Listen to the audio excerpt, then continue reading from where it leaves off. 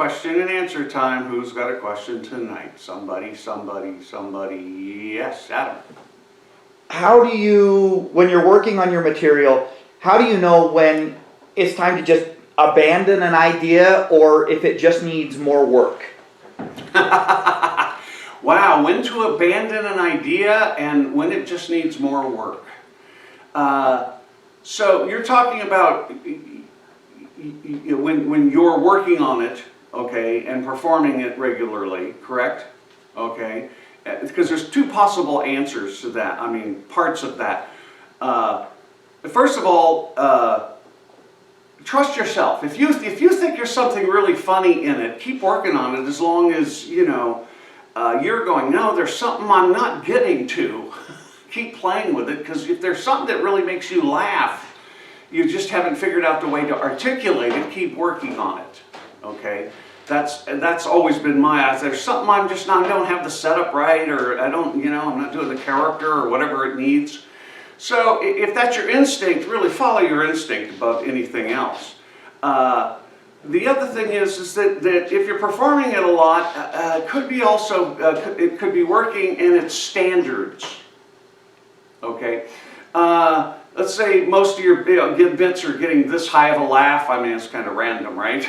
All of a sudden, this one's going like here and here and here and here, and you can't, you know, that's one reason to. And I never ever think I ever abandoned a bit. I always put it on what we call the back burner, and let it sit there. And sometimes it'll sit there for 6, 8 months or years, and then one day it'll dawn on you. Just exactly how to do it. You pull it back, you put it together, and the laugh comes up to where you want it to be. So that's my, you know, that's my thought on that, which is to you know, trust yourself in those ideas. The other one is, when do you know to abandon a bit while you're performing? That's the other, when you asked the question, that's kind of what hit me was, you know, when you change subject matter, because I've seen so many people not change subject matter, and I thought I should have changed subject matter or a different bit or something a long time ago.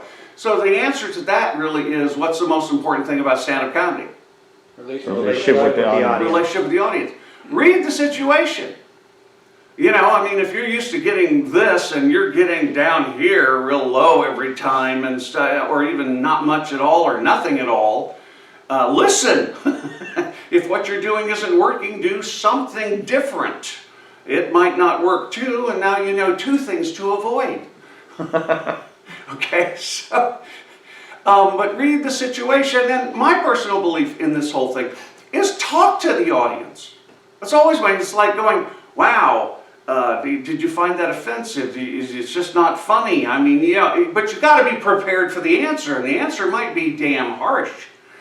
Might be really harsh. If you ask, you better prepare to hear something really harsh, because I've heard some really harsh things. I asked and I got the answer, and then I got to go home and deal with that, all that stuff, to see how much is real and how much was, you know, somebody else's personal problem, and kind of sort through that to go, I think this is what can be helpful. But you know, I'm always more than willing to change. I never set my show. You know about this as well. I don't set the show, nor did I ever set the interpretation, even though it would, you know, it doesn't set itself. It optimizes itself, right? You know, I never made the decision that the show must go a particular way. Of course, I was a street performer, and there was always stuff going on around you had to incorporate and deal with. So when I got into clubs, the shows went oftentimes more than not the way that I kind of planned out in advance. So for you, when to give up on a bit? The answer, I guess, is never. Just put it on the back burner and wait for that moment to happen. It may never happen. And trust yourself. And the other thing is to abandon a particular bit while you're doing it is, you know, read the audience, get the information. Remember, if you're present and you play, you win.